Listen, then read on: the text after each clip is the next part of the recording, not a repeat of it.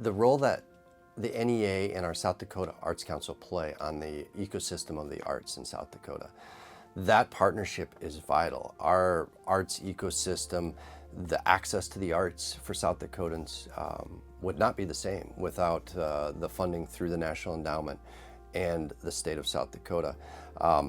Last year, FY24, our South Dakota Arts Council, with that partnership with the NEA, funded 357 grants in over 110 different communities. And we were able to serve 80% of our state's counties through that grant partnership, which in South Dakota, it's a very large state, very rural. We have less than 1 million people that live in a very large state. So to be able to provide access to the arts across the entire state like that, funding from the federal government is vital. We had the pleasure of being part of the AEP, Arts and Economic Prosperity Study number 6, working with the Americans for the Arts team and Randy, and it's a powerful study. It helps us learn about the role that the nonprofit art sector plays in our state's economy. Specifically, in the year of the study, 2022, I believe, we had a $363 million economic impact to the state of South Dakota through our nonprofit arts sector. $17.5 million in national and local taxes, or state and local taxes were generated. I think it really surprises a lot of our constituents, and especially leaders, political leaders, policymakers. I think it's a surprising number to them when they think about the arts nonprofit sector in South Dakota generating $360 million in annual economic activity. That's not a number they would expect. The other statistic I would highlight, the other data point, is that the average audience spending that attend these arts events in South Dakota is $35 per person, not including the price to the ticket to the event. And that's significant when you think about every person that goes to an arts event in South Dakota, on average, spends $35 in that community while they're attending that event. But in a state like South Dakota, I think the bigger number, the one we talk even more about, is the visitor spending, because tourism is our number 2 industry. It's a big deal in South Dakota, and the arts are a driving factor in tourism. We know that the arts make a big difference to people's travel plans, and South Dakota is a destination in large part because of arts and culture. And so when those visitors attend an event, an arts event in South Dakota, they average nearly $75 per person in spending related to attending that arts event. That's a big number in a small town in South Dakota. You go to Pierre, South Dakota to attend an event at the Pierre Players Community Theater, or you go to Mitchell, South Dakota to visit the Corn Palace, and you're visiting from out of state and you're spending $75 on average to go to an event at one of those, in one of those communities. That's a big economic engine for main streets in South Dakota. I'm here to visit all of our delegation, but especially I'm excited to talk to Senator Thune. Senator Thune is obviously a very important leader in our country right now, and I've had the chance to get to know him a bit. One of the things I do outside of my job at Arts South Dakota is I'm a trumpet player. I play trumpet professionally, and Senator Thune and his family have heard me play the trumpet many times.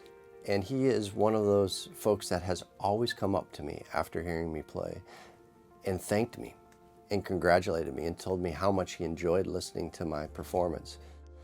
And that has meant a lot to me. When someone takes their time to come up and thank you for your art form, thank you for playing music, that's a big deal. And then it's, especially when it's a world leader like Senator Thune. And to me, that indicates that I think he really understands the power of the arts. He has a daughter who's very musical and is a very talented musician. So I truly know that he understands, he has lived the impact of the arts in his state. He grew up in playing in school band. He's a tuba player. So no doubt that influenced his leadership, that influenced his problem-solving capabilities, that influenced his drive to be successful, because that's what happens when you are in music. You learn discipline, you learn how to work well with others, you learn problem solving, you learn determination. And I believe all of those have accompanied him throughout his career. And so I'm excited to connect with him again. I've met with him many times, and I do believe that he understands the value the arts brings to his state and the importance they play in the lives of all South Dakotans. I remember one of the opening night receptions and all of the art that was happening. I just loved it. As a musician, there was music playing everywhere. This was on a multi-floor building, and every floor had a different band and a different style, and it was just full of creative energy. So I think that alone is a great reason to go. You know, those of us in this industry, I think we're drawn to it because of a passion for creativity, a passion for music, a passion for arts.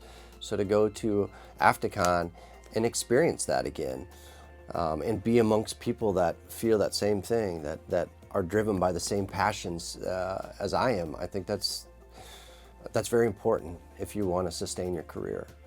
I think it means when you return to work, you feel that drive again. You feel like you have a team. You feel like you're part of something important.